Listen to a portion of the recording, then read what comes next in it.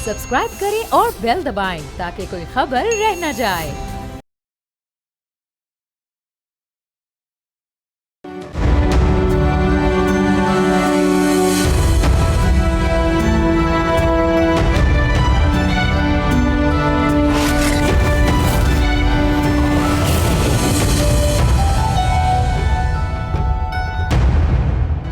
इमरान खान की सेहत के मामले पर सियासी हलकों में एक बार फिर बहस तेज हो गई है। ऑपोजिशन लीडर महमूद खान अचकजई ने वजीर आजम से बराह रास्त मुदाखलत की अपील करते हुए एक खत लिखा है, जिसमें उन्होंने मुतालबा किया है कि इमरान खान का मुकम्मल तिब्बी मुआयना उनके ज़ाती डॉक्टरों से कराया जाए। ताहम सवाल ये पैदा होता है कि क्या हुकूमत इस मुतालबे पर संजीदगी से गौर करेगी, क्योंकि पार्लियामेंट में हुकूमती मौक़िफ़ इसके बरक्स नजर आया। वज़ीर कानून आज़म नज़ीर तारड़ के मुताबिक इमरान खान की सेहत तसल्ली बख्श है और इमरान खान ने खुद पिम्स अस्पताल से तिब्बी मुआयना कराने की ख्वाहिश का इजहार किया था। उनका यह भी कहना है कि इमरान खान को फ़िलहाल किसी बड़े तिब्बी मसले का सामना नहीं।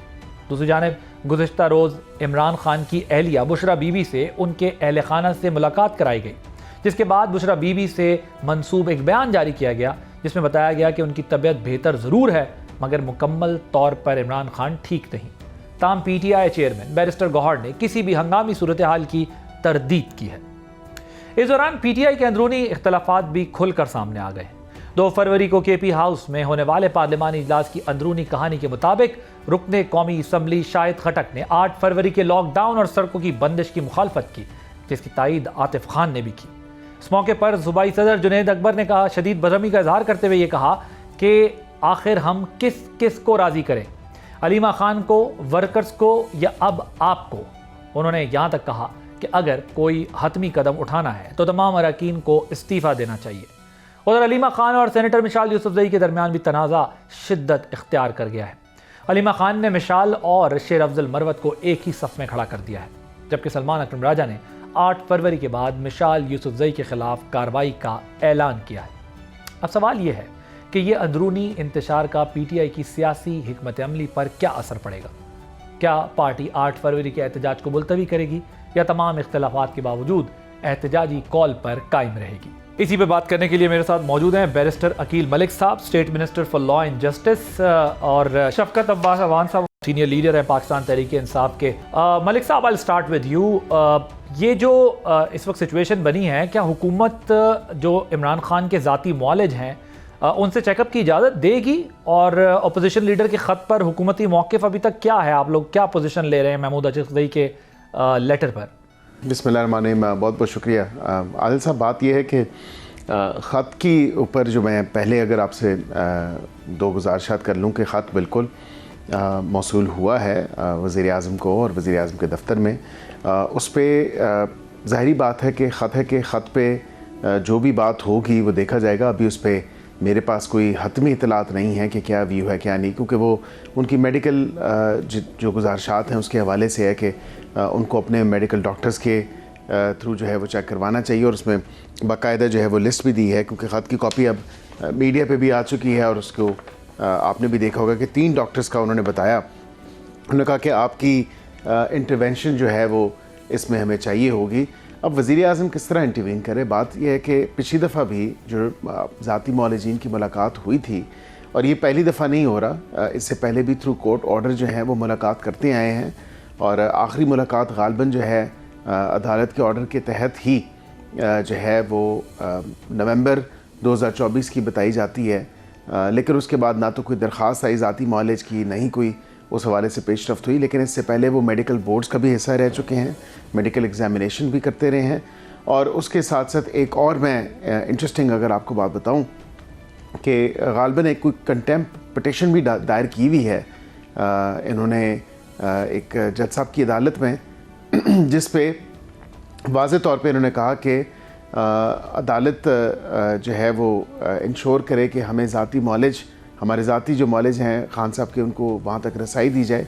और उस पर आदिल साहब बात ये भी है कि गालबन को नोटिस भी इशू हुआ है, जो कुछ मेरी इत्तला है कि 6 तारीख गालबन बुलाया गया है अडयाला जेल की सुपरिटेंडेंट को या अमले को, तो वहाँ पे वो जवाबदेह होंगे। बट लेट्स सी, क्योंकि ये अदालत के ऑर्डर के तहत ही तमाम तर मामला होना है, और अदालत को भी ये चीज़ क्लैरिफाई करनी चाहिए कि क्या ये ऑर्डर वन टाइम था या ये रिकरिंग जो है वो इस्तेमाल हो सकता है। और हमने कभी मना नहीं किया कि ज़ाती मॉलेज ना मिले, लेकिन उसके लिए एक तरीक़ाकार है और उस तरीक़ाकार को अडॉप्ट करना ज़रूरी है। और यहाँ पे जहाँ तक वज़ीर आज़म से इंटरवेंशन की बात है तो उस पर एक्सपेक्टेडली आई थिंक कि मुलाकात नेक्स्ट वीक सेशन भी है, तो हो सकता है पार्लियामेंट में ही मुलाकात हो जाए। लीडर ऑफ द अपोजिशन और प्राइम मिनिस्टर की मुलाकात की बात, लीडर ऑफ द अपोजिशन और प्राइम मिनिस्टर की। जी, तो ये आप कह रहे हैं नेक्स्ट वीक एक्सपेक्टेड है कि सेशन में ही मुलाकात हो जाए? हो सकता है एक्सपेक्टेडली, बिल्कुल एक्सपेक्टेडली जो है सेशन के अंदर भी हो सकती है, जिस तरह पहले भी हुई, आपको याद है। तो बिल्कुल अब क्योंकि जब से ये नए लीडर ऑफ द अपोजिशन आए हैं तब से इनकी मुलाकात उस तरह फॉर्मली तो नहीं हुई, तो असम्बली में एक्सपेक्टेड है, हो सकता है असम्बली में, क्योंकि तमाम तर मामला इस तरह के इत्तेहादी भी ऑन बोर्ड होने चाहिए, क्योंकि एक जो है जॉइंट फ्रंट है और कोalition गवर्नमेंट है, तो उनको भी ये एतमाद में लेना ज़रूरी है। ठीक, अच्छा, अब ये एक फ्रेश पिटिशन भी इन्होंने की हुई है PTI वालों ने, और ये उनके ज़ाती मॉलेज का जो मामला है उसके लिए, लेकिन ये आप लोगों की क्या पोजीशन है फिर? यानी अदालत रिलीफ देगी तो ही है, वरना प्राइम मिनिस्टर इसमें कोई हेल्प नहीं कर सकते इनकी, क्योंकि ये कानूनी मसला है, तो इसलिए अदालत ने अगर रिलीफ दिया तो दिया, अदरवाइज गवर्नमेंट इनकी इसमें कोई हेल्प नहीं कर सकती जो ये डिमांड कर रहे हैं। जी बिल्कुल, क्योंकि पहले भी जो मुलाकातें हुई हैं ज़ाती मॉलजीन की 3-4 मरतबा गालबन, और वो उस मेडिकल बोर्ड का हिस्सा भी रहे हैं, क्योंकि ये तमाम तर चीज़ें मैं अपने तय तो नहीं बता रहा, ये अडयाला के जो अस्पताल है अडयाला के अंदर, जेल के अंदर, तो उसके रिकॉर्ड का हिस्सा है। और ये तमाम तर चीज़ें जो है मैं वहीं से आपको बता रहा हूँ कि वो रिकॉर्ड रिफ्लेक्ट करता है कि कब कब मुलाकात हुई, कौन कौन सी तारीख को मुलाकात हुई, और उसमें कौन से डॉक्टर साहब थे जो वहाँ पे मिले, और वो मेडिकल एग्जामिनेशन बोर्ड का हिस्सा थे या वो उन्होंने ख़ुद ऑन हिज़ ओन एग्ज़ामिन किया। क्योंकि कई दफ़ा ये भी होता है कि दीगर जो है पिम्स के डॉक्टर्स के साथ मिल के भी वो एक मेडिकल बोर्ड का जो है वो हिस्सा होते हैं, और वो फिर वहाँ पे भी उनको चेकअप वगैरह करते रहे हैं पहले। ओके, अब ये कहा गया कि चीफ जस्टिस ये जो हैं उन्होंने सलमान अकरम राजा को यकीन दहानी करवाई है कि इमरान खान की फैमिली को मेडिकल रिपोर्ट्स मिल जाएंगी, लेकिन अभी तक उनको नहीं मिली हैं। क्या कोई इस पे भी लीगल कोई लकूना है, कोई हर्डल है? नहीं, इमरान खान साहब को तो उनकी मेडिकल रिपोर्ट्स देखें, एक पेशेंट हैं, वो इनमेट हैं, प्रिजनर भी हैं, तो ज़ाहिरी बात है उनको उनकी रिपोर्ट्स तो मिली हैं, लेकिन उसके साथ साथ मैं समझता हूँ कि ये जो सलमान अकरम राजा साहब को यकीन दहानी करवाई गई है, उसकी अपनी ही स्टेटमेंट की नफ़ी जो है वो अली ज़फ़र साहब ने की, और कल का अगर उनका बयान चलाएँ तो उन्होंने कहा कि पिम्स के डॉक्टर्स की जो रिपोर्ट है उससे शौकत खानम के जो डॉक्टर्स हैं जो ज़ाती मॉलजीन हैं वो शायद मुतमिन नहीं है, ये उनका कहना था, कोट ऑन कोट मैंने उनकी बात आपको कह दी। तो आई एम श्योर कि मेडिकल रिपोर्ट्स तो उन तक पहुंच गई होंगी, ऐसी बात नहीं है कि मेडिकल रिपोर्ट्स नहीं पहुंची। और वैसे भी कल की जो बुशरा बीबी की फैमिली की मुलाकात हुई तो उसमें आपको पता है कि उन्होंने कंफर्म भी किया, बैरिस्टर गौर साहब ने ख़ुद भी कंफर्म किया कि खान साहब जो हैं he is in good health, और रिकवरी वो जो उसकी स्टेज होती है प्रोसीजर के बाद तो वो उस रिकवरी स्टेज में है, but he is in good health और वो रिकवर कर रहे हैं। तो ऐसी बात भी नहीं है कि जिस तरह वो बात कर रहे हों या वो चीज़ें बयान कर रहे हों वो वाक़तन उसी तरह ही हों। हमने तो बिल्कुल क्लैरिटी के साथ, शफाफियत के साथ तमाम चीज़ें सामने रखी हैं। ठीक है, अब ये आपने देखा होगा ये मामला इनका, अलीमा खान ने मिशाल यूसुफजई पर किसी और का टास्क पूरा करने का एक एलिगेशन लगा दिया है। क्या हुकूमत का उनसे कोई राब्ते हैं? क्योंकि हाल ही में उन्होंने राना सनाल्लाह की सरबराही में एक कमेटी की तजवीज़ दी थी जो जेल में जाकर इमरान खान की सहूलियात का जायज़ा ले, वो असेस करे सारा कुछ। नहीं, देखें, हुकूमत का तो कोई राब्ता नहीं है किसी सेनेटर से या किसी MNA से। हाँ, गाए बगाए हाउस के अंदर मुलाकात हो जाती है, और कमेटीज़ के अंदर तो अब ये आते नहीं, लेकिन उससे पहले कमेटीज़ में भी मुलाकात हो जाती थी। अब देखने की बात यह है कि वो क्यों ये एलिगेशन लगाएंगी, और उनकी बात और मेरी बात में जो है थोड़ा बहुत जो है वो सिमिलैरिटी थी, क्योंकि मेरी भी ये इत्तला थी कि सहाफ़ी ने जब ख़बर ब्रेक किया उससे पहले, बल्कि मैं आपको ये ज़रूर कहूँ कि वहाँ पे सीनियर लीडरशिप जो है, और उसमें चंद लोग जो हैं सीनियर लीडरशिप के, जो दस्तयाब सीनियर लीडरशिप है, उन तक ये इन्फॉर्मेशन पहुंच चुकी थी, हुकूमत की तरफ से नहीं, सोर्सेज़ की तरफ से ही गालबन, कि खान साहब को पिम्स लाया जा रहा है, लेकिन बावजूद उसके कि उन तक ये खबर पहुंची, उनको वो नहीं गए। लेकिन मशाल साहिबा ने जो बात की है, उन्होंने कहा कि अलीमा ख़ान साहिबा को इन्फॉर्मेशन मिल चुकी थी बर वक़्त, उन्होंने आगे पार्टी लीडरशिप से बात की, तो फिर उसके बाद जो है वो नहीं गए, या जो भी धरने का सब मामला हुआ, ये तो उनकी अपनी पार्टी का अंदर का मामला है। लेकिन मेरी और उनकी बात में ममासलत काफ़ी है। जो मेरी इत्तलात हैं, उनको इत्तलात मिलने के हवाले से, और इसी तरह जो मिशाल यूसुफजई ने बात की है, तो उसमें काफ़ी सिमिलैरिटी है। ओके, सो ये हुकूमत इस सारी सिचुएशन को कैसे देख रही है, जो पीटीआई के अंदर इस वक्त डिफरेंसेस हैं और एक इंतशार का सा माहौल बना हुआ है? देखिए आदिल साहब, हमें क्या करने की कुछ ज़रूरत है। सीएम जो है वो स्टेजों पर चढ़ के कहता है कि जी हर चौक डी चौक पार्टी का, इनके जितने भी ज़िम्मेदार हैं केपी कैबिनेट से या केपी की हुकूमत से, वो भी यही कहते हैं कि हम केपी को बंद करेंगे और वहाँ के बॉर्डर्स बंद करेंगे, हर चौक को डी चौक बनाएंगे, हर जगह हम धरना देंगे। तो ये तो एहतजाज तो इस तरह नहीं होता, और जो कॉन्स्टिट्यूशनल राइट का ये बताते हैं वो कॉन्स्टिट्यूशनल राइट तो इस तरह नहीं है। लेकिन अलबत्ता ज़मीनी हक़ाइक़ काफ़ी मुख्तलिफ हैं, और पार्टी के अंदर भी जो हक़ाइक़ हैं वो आपके सामने हैं। जो बातें सामने मंजर यहाँ पे आ रही हैं, पार्लिमानी पार्टी का इजलास हुआ, पार्लिमानी पार्टी के इजलास के अंदर जो है जिस तरह की रिफ्ट पाई जाती है, जिस तरह की एक तज़ब्ज़ब का शिकार है पूरी पार्टी। और शाहिद खट्टर साहब ने ये रिपोर्ट मैंने देखी है कि शाहिद खट्टर साहब ने कहा कि जी हम केपी के लोगों ने तो हमें मैंडेट दिया है, तो केपी को तो बंद नहीं करेंगे। लेकिन एक एक्स की जो कह लें वो तशहीर शुदा तस्वीर भी मैंने देखी कि बंद का मतलब बंद, तो इतवार को तो वैसे ही दुकानें बंद होती हैं, इतवार को तो वैसे ही दफातर बंद होते हैं, तो क्या कुछ बंद करेंगे।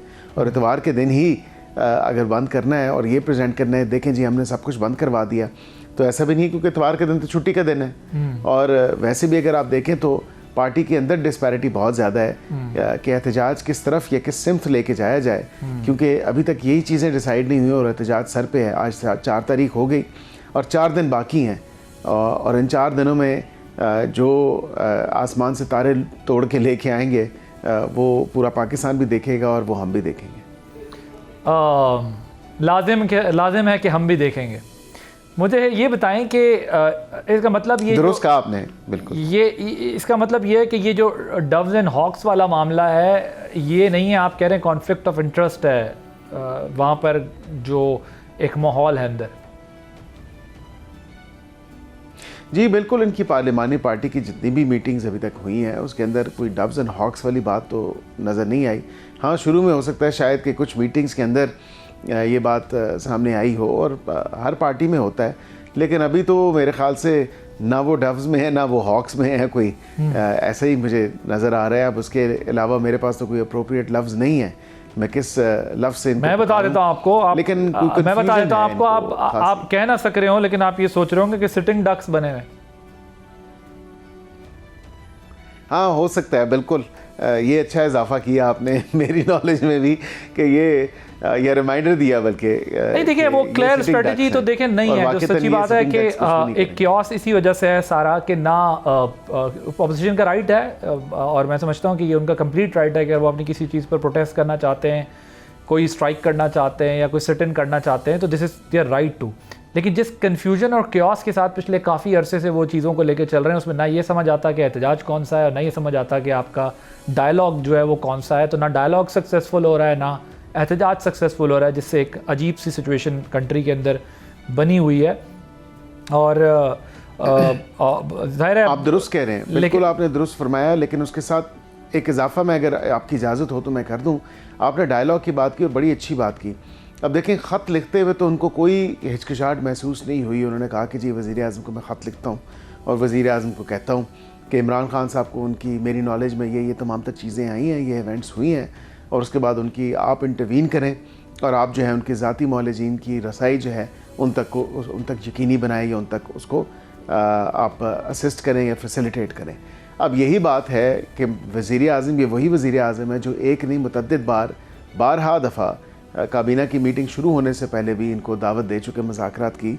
तो क्या ही अच्छा होता अगर इस ख़त के साथ साथ वो ये भी लिख देते कि आपने मुज़ाकरात की पेशकश की है, क्योंकि मेरे पास मैंडेट है और तहरीक तहफ़्फ़ुज़ आईन पाकिस्तान का मैं चेयरपर्सन भी हूँ या प्रेसिडेंट हूँ या जो भी उनका ओहदा है, और बकौल पीटीआई के जो कि अपने आप को क्लेम करती है कि ऐवान में सबसे बड़ी जमात है और पाकिस्तान की सबसे बड़ी जमात है, तो उन्होंने मैंडेट भी दिया है। उसके फॉर्मर चेयरमैन ने कहा है कि जी अचकज़ई साहब के पास मैंडेट है, तो क्या ही बेहतर होता कि अगर ये भी साथ कह देते कि जी हम मुज़ाकरात करने के लिए तैयार हैं और कम से कम मुज़ाकरात का जो है एहतमाम किया जाए। तो मतलब आप कह रहे हैं जहाँ वो अपने इन मामलात के लिए एंगेज कर रहे हैं वहाँ मुज़ाकरात के लिए भी एंगेज कर लेना चाहिए था उनको। आप भी कह रहे हैं कि जो कन्फ्यूजन है वो तभी होगी, मामलात तभी जो है। मेरा तो मलिक साहब इस पे बड़ा क्लियर पॉइंट ऑफ व्यू है, मेरा तो बहुत क्लियर पॉइंट ऑफ व्यू है कि अगर उनको एहतजाज करना चाहिए था तो भी ऑल आउट करना चाहिए, और जिसको एहतजाज वो लगना चाहिए और वो एहतजाज होना चाहिए। और दूसरी बात यह है कि अगर उन्हें डायलॉग करना है तो फिर कम्प्लीटली एक पॉलिटिकल फोर्स की तरह डायलॉग बैठ के करना चाहिए। तो ये जो कुछ आधा तीतर आधा बटेर चल रहा है, इससे तो जाहिर है ना मुल्क की मईशत पे भी इसके असरात हो रहे हैं और माशरे पर भी असरात हो रहे हैं। बिल्कुल आपने, बट जाहिर है उनकी पार्टी पॉलिसी है और हर पार्टी अपनी पॉलिसी को बेहतर समझती है। यहाँ एक ब्रेक लेंगे, ब्रेक के बाद जब वापस आएंगे एक और इंपॉर्टेंट इशू डिस्कस करेंगे।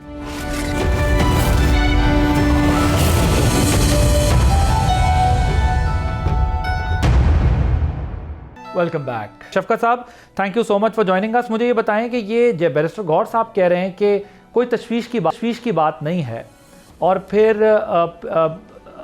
लीडर ऑफ द अपोजिशन ने भी कुछ दिन पहले कहा कि उनकी तबीयत ठीक है, फिर पीटीआई इतना इसरार क्यों कर रही है कि ये मामला ख़राब है, जबकि गौहर साहब जो आपके चेयरमैन है पार्टी के वो मुतमईन है? अली भाई साहब, मुझे अफसोस है कि बजाय इसके कि आप या यहाँ पे अगर मुस्लिम लीग नून के नुमाइंदे जो बैठे हैं वो ये कह रहे होते कि ज़रूर उन्हें डॉक्टरों को, उनके पर्सनल डॉक्टर को भी चेक करवाना चाहिए, ज़रूर फैमिली की भी मुलाकात करवाना चाहिए। आपको जो हमें तशवीश हो रही है उस पर भी तशवीश है। कितनी अजीब बात है वैसे कि एक कैदी है, वो जेल में है और आपने सॉलिटरी कन्फाइनमेंट में रखा हुआ है 2 माह से, फिर उसकी खबर आउट होती है कि जी वो बीमार थे और उनको अस्पताल लाया गया, और हुकूमत मुसलसल इनकार करती रहती है। जिठियाई की हद है, बेशर्मी की हद है हुकूमत। शफकत साहब, आपकी पार्टी की जो सबसे बड़ी खूबी है ना, वो ये है कि अपने मुखालिफ पे ऐसा अटैक कर दो जो एग्जिस्ट ही ना करती हो बात, ताकि वो पहले उसका डिफेंस ढूंढे और फिर उसके बाद असल मुद्दे की तरफ आए। मैं ऑन स्क्रीन ऑन एयर कह रहा हूँ कि अगर उनकी जो तबीयत की कंडीशन है उसमें उनकी फैमिली को भी उनसे मिलवाना चाहिए और उनकी तबीयत के लिए दुआगो होना चाहिए, अल्लाह ताला उन्हें शिफायाब करे। और अब मैं आपके असल मसले की तरफ आता हूँ कि जो आपकी पार्टी के चेयरमैन हैं वो ये कह रहे हैं कि बात इतनी तशवीश की नहीं है। ये मैं नहीं कह रहा, बैरिस्टर गौहर साहब कह रहे हैं। अखलाकी तौर पे आपको बैरिस्टर गौहर साहब की मजम्मत करनी चाहिए पहले, फिर आपको हमारी तरफ आना चाहिए। मुस्लिम लीग नून का जवाब मलिक साहब देंगे, लेकिन आपको मजम्मत करनी चाहिए पहले बैरिस्टर गौहर की जो कह रहे हैं। शफकत साहब, अगर मुझे बोलने दें तो नहीं, बिल्कुल आपको मैं मौका दूंगा, क्योंकि आपने अटैक किया था तो मैं अपना रिस्पांस दे रहा था। आप फिर बोलने भी नहीं देते। मैं सिर्फ इतनी मेरी बात सुन लें। अगर ये जो मेरे दोस्त मलिक साहब बैठे हुए हैं मुस्लिम लीग नून के, इनका एक कैदी था नवाज शरीफ नामी जेल में, तो वो जब बीमार हुए तो उस वक्त के वज़ीर-ए-आज़म इमरान खान साहब ने पाकिस्तान के बेहतरीन डॉक्टर्स का एक बोर्ड बना दिया, और उस बोर्ड ने ये डिसाइड किया कि इनकी तबीयत इतनी ख़राब है कि इन्हें घर जाना चाहिए, और ये घर में जब रहेंगे तो वहाँ पे इनको सुकून मिलेगा, आराम मिलेगा। और फिर नवाज शरीफ साहब जेल में होते हुए 8 हफ्तों के लिए घर चले गए। फिर वो बीमार ज़्यादा हो गए तो कहा गया जी इनके प्लेटलेट्स गिर रहे हैं, तो डॉक्टरों की एक टीम बनी और उन्होंने कहा कि इनको बैरून मुल्क, ये कहते हैं इनका डॉक्टर है, तो वहाँ इनको भेज दिया जाए तो इनका इलाज हो। तो गवर्नमेंट ने उसके लिए भी अलाउ कर दिया। आज वही कैदी जेल में है और ये फिल्म लेके जाते हैं, वो बीमार होते हैं तो ये बताते तक नहीं, और जब पूछा जाता है तो अताउल्लाह तारन नाम है उसका, तो वो कहते हैं जी वो बिल्कुल ठीक है, और आधे घंटे बाद फिर इकरार करना पड़ता है उनको प्रेशर की वजह से, क्योंकि ये मीडिया पे बात ब्रेक हो चुकी थी और सोशल मीडिया पर कि नहीं जी उनको लाया गया है, और फिर वो कहते हैं जी नहीं वो तो 20 मिनट का एक प्रोसीजर था और उनको लाया गया था। और फिर आज कितने दिन हो गए हैं, ना तो उनके पर्सनल डॉक्टर की उन तक रसाई है और ना उनकी फैमिली की उन तक रसाई है। कोई बंदा बता सकता है कि ये मुल्क बेशक एक सख्त तरीन डिक्टेटरशिप में चल रहा है, लेकिन नाम नहाद जो आप ये जमहूरियत और असम्बलियाँ बनाई हुई हैं, क्या इतना भी होता है कि आप उनकी फैमिली की मुलाकात ना करवाएं, उनके जो पर्सनल डॉक्टर हैं उनको वहाँ तक रसाई ना दें? कौन सा दुनिया का कानून इसकी इजाजत देता है, कौन सा दुनिया का आइन इसकी इजाजत देता है? बेशक हम एक बेआइन और बेकानून जो सरे जमीन जो है उस पर हम रह रहे हैं, लेकिन क्या कोई शख्स इस बात का जवाब दे सकेगा मुझे? ओके जी मलिक साहब, आप इस पर रिस्पॉन्स देना चाहते हैं? जी आदिल साहब, बात ये है कि इनको भी याद होना चाहिए कि इनका जो दौरा हुकूमत गुजरा है उसमें एक मिसाल तो उनका फ्लोर ऑफ द हाउस जो है ताड़ साहब ने भी दी, और उन्होंने कहा कि जी ये राना सनाउल्लाह साहब जो है मेरे बगल में बैठे हैं, और बिल्कुल उन तक जो है उनकी अहलिया ने ये बात बताई थी कि राना साहब की आंख ऑलमोस्ट जो है वो बिल्कुल ज़ाया होने वाली थी, और ट्रीटमेंट जो है इमरान खान साहब ने ख़ुद पर्सनली इंश्योर किया कि ना मिले, और वो उनको जब गिरफ्तार किया गया झूठे केस में, मंशियात के केस में, तो आपको याद होगा कि खुदा का खौफ कर लिया कर। ये रिकॉर्ड का हिस्सा है जी। देखिए अब आपके खिलाफ बात जारी है, तो मुझे डिटेल बताए ना आप जो उसके लिए पैनल बनाया गया और जिस तरह उसको ट्रीट किया गया। यही बातें हैं ना शफकत साहब, यही बात है कि आप में और हमारे में काफी फर्क है, क्योंकि हमने तो किसी की ट्रीटमेंट हमने तो ट्रीटमेंट दी, और मुतवातिर तौर पे ये बताएं कि कंजक्टिवाइटिस की ट्रीटमेंट हो रही है, बिल्कुल हो रही है। अडयाला के रिकॉर्ड चेक करें अस्पताल का। मैं गुजारिश ये कर रहा हूँ कि मुझे अगर अपनी बात मुकम्मल करने दी जाए तो मैं बिल्कुल आपकी उस बात का भी जवाब दे दूंगा, लेकिन आप सुनने की भी तो हिम्मत रखें, सुनने की भी तो सकत रखें। आप ना सुनना चाहते हैं, ना ही आप जो है अपनी बात करके फिर उसका जवाब, फिर उसका रिस्पॉन्ड भी सुनने की सकत रखें ना। तो मैं गुजारिश ये कर रहा था कि राना सनाउल्लाह साहब को तो उनकी ट्रीटमेंट को विदहोल्ड किया गया, और वो आगा खान उस वक्त जा रहे थे और तमाम तर मामला था, और ये अब देखें चीज़ें इसी तरह ही हैं कि जब उनकी दवाई तक उनको मैसर नहीं थी, तो मैं ये नहीं कहता कि 2 wrongs मेक इट राइट, बिल्कुल ऐसी बात नहीं है, और ना ही ये हुकूमत कुछ गलत कर रही है, लेकिन उसके साथ ये भी देखें कि ये जो फैमिली की फरमाइश करें तो फैमिली की मुतवातिर तौर पर मुलाकातें होती रही हैं, लेकिन उन मुलाकातों को मिसयूज़ किसने किया? उन मुलाकातों को सियासी मकासद के लिए किन्होंने इस्तेमाल किया? फिर उसके साथ ज़ाती मौलजीन की बात की तो मैंने आपको पहले ही बता दिया, थ्रू कोर्ट ऑर्डर जो हैं, क्योंकि मेरे ये भाई ख़ुद भी वकील हैं और ये ख़ुद भी बेहतर समझते हैं कि थ्रू कोर्ट ऑर्डर ही हुई हैं वो मुलाकातें, और किसी की ईमा पे नहीं हुई, किसी की ख्वाहिश पे नहीं हुई। और अब जो ख्वाहिश का इजहार अचकज़ई साहब ने किया है, तो वो भी देखने की ज़रूरत है कि क्या वज़ीर आज़म उनकी वो ख्वाहिश पूरी कर सकते हैं या नहीं कर सकते। मुझे तो नहीं लगता आईन और कानून के दायरे में रह के वो किसी की ज़ाती ख्वाहिश पूरी करें। अदालत है, अदालत गए हैं, अदालत ही वो देगी। जहाँ तक मियाँ मोहम्मद नवाज शरीफ साहब की आपने बात की, मेरे कायद की बात की, तो उसका भी एड्रेस आपको कर देता हूँ कि उनका वाक़तन एक रियल कंसर्न था। आपका एक प्रॉपर मेडिकल बोर्ड बना आपके दौरे हुकूमत में, उन्होंने चेक किया वो तमाम तर चीज़ें, आपकी हेल्थ मिनिस्टर से लेके तमाम तर मेडिकल बोर्ड के लोग लेके आपको तो हाथों पाँव की पड़ गई थी। आपने कहा कि ये खुदा न खास्ता इनकी ज़रा जो है कोई ऊंच नीच हुई, तमाम तर जिम्मेदारी आप पे ही होगी। और आपने बिल्कुल कहा कि जी उनके प्लेटलेट्स, उनका जो एक अमराज़ कल्ब का जो तमाम तर मामला है या दिल का उनका इशू है, उस हवाले से दीगर उनकी जो मेडिकल हिस्ट्री है, वो तो तमाम तर चीज़ें अगेन रिकॉर्ड का हिस्सा हैं। तो वो तमाम तर चीज़ें ऐसी हैं जो कि आज से नहीं, वो कई अरसे से, और इससे पहले भी आपको याद होगा जब वो ख़ुद हुकूमत में थे तब भी उनके दिल का जो है एक मामला था, और वो उनकी ट्रीटमेंट हुई थी लंदन में जब वो ख़ुद वज़ीर आज़म पाकिस्तान थे। तो ये हमें मत बताएं कि कौन किस पे गया, क्या हुआ क्या नहीं गया। आप ये बताएं कि आपके दौरे हुकूमत में जिस तरह लोगों की मेडिकल ट्रीटमेंट्स को विदहोल्ड किया गया, उसका आपके पास क्या जवाब है? जी शफकत साहब, साथ में ये भी बताइएगा कि ये लीडर ऑफ द अपोजिशन की जो मुलाकात वाला मामला हो रहा है, तो उस पर आप लोगों को कुछ इत्मीनान है? और अगर वो मुलाकात कोई कामयाब होती है प्राइम मिनिस्टर से, तो कोई 8 फरवरी आपका डिले भी हो सकता है? मैं पहले इनकी बात का जवाब दे लूँ कि खान साहब ने अपनी काबीना के लोगों को सख्त इतराज़ करते हुए रोका था कि कोई भी नवाज शरीफ की सेहत के मुतालिक बात ना करे, और उन्होंने ख़ुद ट्वीट भी किया था, वो ऑन रिकॉर्ड है कि उन्होंने कहा था कि अल्लाह ताला उनको सेहत दे, सियासत अपनी जगह। जिस तरह नवाज शरीफ को ट्रीट किया गया, उनको ये फिर गोल कर गया ना बात करते हुए। एक दफ़ा उनको घर भेजा गया, वो 8 हफ्ते घर रहे अपने कि आराम करें, सुकून करें, उनकी मेंटल हेल्थ ठीक नहीं है। फिर दोबारा उनको भेजा गया प्लेटलेट्स के लिए, वो फिर ना आए वापस और वहीं के होके रह गए, हालांकि उन्होंने तो आना था वापस, वो एक अलग स्टोरी है। और वो क्यों गए और किस तरह की रिपोर्ट्स बनाई गई मैं उसमें जाता ही नहीं हूँ, और वो जाते हुए वहाँ पे ठीक हो गए या आज फिर बिल्कुल ठीक ठाक है, अपनी हुकूमत है, तो वो एक डिफरेंट बात है। और जो आप बात दूसरी कर रहे हैं, शहबाज शरीफ साहब अगर मिलना चाहते हैं लीडर ऑफ अपोजिशन से, वेलकम। हम तो कमेटी भी बना दी है और कह भी दिया है गवर्नमेंट को कि आए मुज़ाकरात करें। बड़े दिनों की गवर्नमेंट की तरफ से कोई पेशरफ्त नहीं है, ना तो आज तक किसी बैठक का एहतमाम किया गया है, ना ही कहीं बुलाया गया है, ना ही उनसे पूछा गया है। और दो बंदों को इमरान खान साहब ने मैंडेट दिया है, महमूद खान अचकज़ई साहब और इलामा राजा नासिर अब्बास साहब, लेकिन अभी तक कोई रिस्पांस नहीं आया कि जी आए फलां दिन कोई मीटिंग होगी। इवन के गवर्नमेंट ने अभी तक कोई कमेटी अपनी तश्कील नहीं दी कि ये लोग उस कमेटी में होंगे जो मुज़ाकरात करेगी। और मैं आपको फिर एक दफ़ा रिमाइंड करवाता चलूँ, मैं बहुत सारे प्रोग्राम में कह रहा हूँ कि हम बिल्कुल मुज़ाकरात करना चाहते हैं, लेकिन ना हम झोली फैलाना चाहते हैं, ना किसी से मिन्नत समाजत करेंगे, क्योंकि ना हमने कोई डील लेनी है, ना ढील लेनी है, और ना ही मुल्क छोड़ के जाना है। ये आजकल बड़ी बातें चल रही हैं, ये तुर्की वाले कहते हैं इधर भेजें या फलां भेजें, कहीं नहीं। इमरान खान है, वो मुल्क छोड़ के नहीं जाएगा, ये बात एक लिख के रख लें। वो इसी पाकिस्तान में रहेगा, जेलों में रखें, सितम करें, फस्तायत करें, वो कर रहे हैं आप, और भी करें, वो पाकिस्तान छोड़ के नहीं। अच्छा, अब ये मुझे बताएं कि ये जो केपी हाउस में 2 फरवरी की मीटिंग हुई है और उसका जो अहवाल सामने आ रहा है, उसमें तो आपके अरकान लॉकडाउन की मुखालफत करते हुए नज़र आ रहे हैं।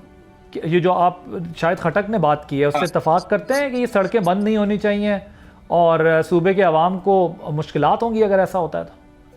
नहीं, आप बिल्कुल उसको डिफरेंट सिनेरियो में लेके जा रहे हैं। सड़कें बंद करना और चीज़ है, शटर डाउन करना और पहिया जाम करना और बात है।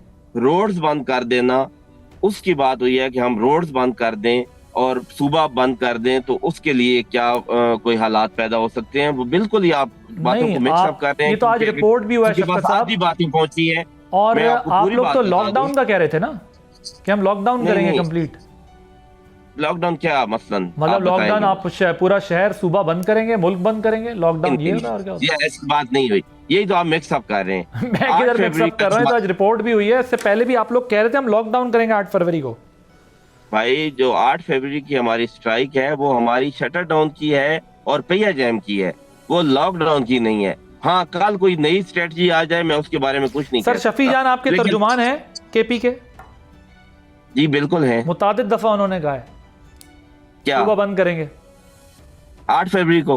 हाँ, नहीं, सूबा बंद करने की एक अलहदा से बात चल रही है कि अगर खान साहब के साथ यही मामला रहते हैं तो हम सूबा बंद कर देंगे और वो मुकम्मल बंद कर देंगे। वो 8 फरवरी की बात नहीं है। वो जब कहते हैं बंद हम करेंगे तो फिर हम बंद रखेंगे। ये 8 फरवरी का एहतजाज एक दिन का है। इन दो चीजों को आप मिक्स अप ना करें फिलहाल। तो ये 8 फरवरी डिफरेंट चीज है और वो लॉकडाउन करना सूबे का वो बिल्कुल डिफरेंट मामला है। वो कभी भी हो सकता है, पता नहीं पहले हो जाए या 8 फरवरी के बाद हो, लेकिन 8 फरवरी से कोई तल्लुक नहीं। तो ये देखें, आपके जो तर्जुमान है केपी के, उन्होंने कहा कि हम लॉकडाउन कर देंगे लेकिन छोड़ दें उसको एक लम्हे के लिए। आप कह रहे हैं 8 फरवरी एक दिन का एहतजाज है बस? जी, 8 फरवरी एक दिन का एहतजाज। ठीक है, इससे पहले भी आप एक दिन वाले एहतजाज करते रहे, इससे क्या फर्क पड़ेगा फिर? देखें, मज़हब कौमें जो है वो एहतजाज जब रिकॉर्ड करवाती हैं तो जो लोग बैठे होते हैं इक़्तिदार में वो उसको फील करते हैं। आपकी बात बिल्कुल दुरुस्त है। वो वहां पे होते हैं जहाँ पे मज़हब लोगों को आपने अपना एहतजाज रिकॉर्ड करवा के दिखाना।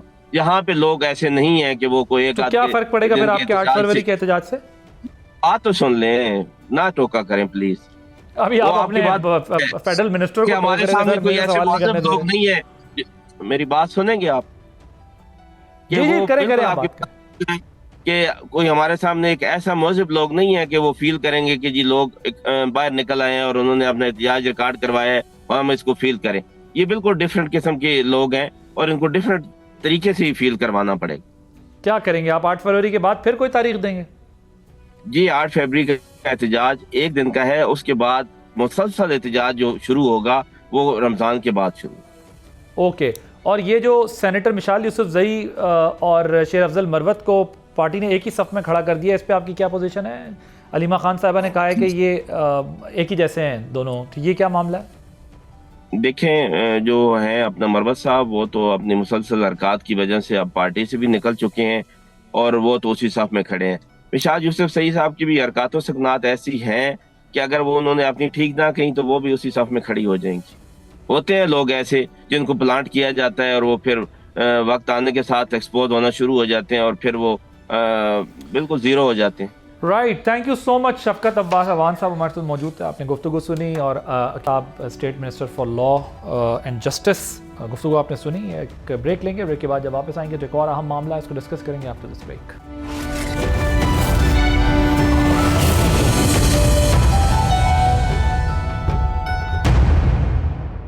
गुज़िश्ता चंद दिनों के दौरान सोने और चांदी की कीमतों में गैर मामूली उतार चढ़ाव देखने में आया है, जिसने सरमायाकारों को हैरान भी किया है और परेशान भी। एक तरफ ये कीमती मेटल्स रिकॉर्ड बुलंदियों को छू रही थीं, तो दूसरी जानेब अचानक आने वाली तेज गिरावट ने मार्केट को चौंका दिया है। ऐसे में सबसे बड़ा सवाल यह है कि आखिर ये सब क्यों हो रहा है। अगर हम पिछले एक साल पर नजर डालें तो इस तेजी की बुनियादी वजह आलमी सतह पर बढ़ती हुई गैर यकीनी सूरत हाल थी। तारीख बताती है कि जब भी दुनिया माशी दबाव या जोग्राफियाई सियासी कशीदगी का शिकार होती है तो सरमायाकार महफूज असासों यानी सोने और चांदी की तरफ रुजू करते हैं, क्योंकि ये अपने कदर बरकरार रखने की सलाहियत रखते हैं। इसी तनाजुर में मार्केट्स ने अमरीकी सदर डोनाल्ड ट्रंप की पॉलिसियों पर भी रद्द-ए-अमल दिया, जिनके नतीजे में अमरीका डॉलर में कमज़ोर हुआ और कमज़ोर डॉलर ने सरमायाकारों को कीमती धातों की तरफ मजीद माइल कर दिया।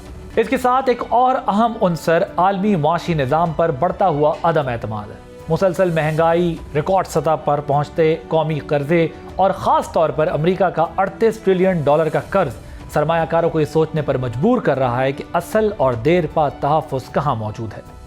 ऐसे माहौल में सोना वाहिद ऐसा असासा बनकर उभरता है जो ना किसी हुकूमत का मोहताज है, ना किसी मरकजी बैंक का, और ना ही किसी पॉलिसी फैसले पर इन्हिसार करता है, और यही उसकी असल ताकत है। इसी दौरान चीन, तुर्की और दीगर इमर्जिंग इकोनॉमीज़ के मरकजी बैंकों ने भी बड़े पैमाने पर सोना खरीदना शुरू किया ताकि डॉलर पर इन्हिसार कम किया जा सके। इन्हीं अवामिल के बाइस सोने की कीमत में तकरीबन $56,000 फी औंस, जबकि चांदी $122 फी औंस तक पहुंच गई है, क्योंकि फिर अचानक जुम्मे के रोज़ मार्केट ने यू टर्न लिया है। सोने की कीमत में तकरीबन 10% और चांदी में 28% तक की बड़ी गिरावट देखने में आई। पीर को यह दबाव बरकरार रहा था, मंगल को कुछ हद तक बहाली हुई और आज मजीद रिकवरी देखने में आ रही है। अब सवाल ये उठता है कि ये अचानक क्रैश क्यों हुआ। इस हवाले से माहिरीन की आरा मुनकसिम है। एक मौक़िफ़ ये है कि एक बार फिर सदर ट्रंप के फैसलों ने मार्केट का रुख मोड़ दिया है। फेडरल रिजर्व के लिए निस्बतन रिवायती शख्सियत केविन वॉश की नामजदगी से सरमायाकारों को ये इत्मीनान हुआ कि शरह सूद से मुताल्लिक कोई इंतहाई या गैर मुतवक्के फैसला नहीं आएगा। इसके अलावा ईरान से मुमकिन मुआहदे के इशारों ने भी जोग्राफियाई सियासी खतरात को वक्ती तौर पर कम किया। अब सबसे अहम सवाल यह है कि आगे क्या हो सकता है। अगरचे मार्केट की पेशगोई हमेशा मुश्किल होती है, लेकिन बड़े मालियाती इदारे अब भी सोने के मुस्तकबिल के हवाले से पुरुमीद नजर आते हैं। JP मॉर्गन के मुताबिक 2026 के अख्तिताम तक सोने की कीमत $6300 फी औंस तक जा सकती है। इसकी बुनियादी वजूहात वही हैं, यानी कमज़ोर डॉलर और मरकजी बैंकों की मुसलसल खरीदारी। ऐसे में एक सवाल ये भी पैदा होता है कि क्या ये सोने में सरमायाकारों के लिए बेहतरीन वक्त है? तो इसका जवाब सरमायाकारी के दौरानिए पर मुनहसर है। अगर आप फौरी या शॉर्ट टर्म मुनाफे की ख्वाह हैं तो इस वक्त सरमायाकारी एक जुआ साबित हो सकती है। तब अगर आप लॉन्ग टर्म सरमायाकारी का इरादा रखते हैं तो कीमतों में आने वाली गिरावट पर मरहलावार खरीदारी एक ज़्यादा दानिशमंदाना और फ़ायदामंद हिकमत अमली हो सकती है।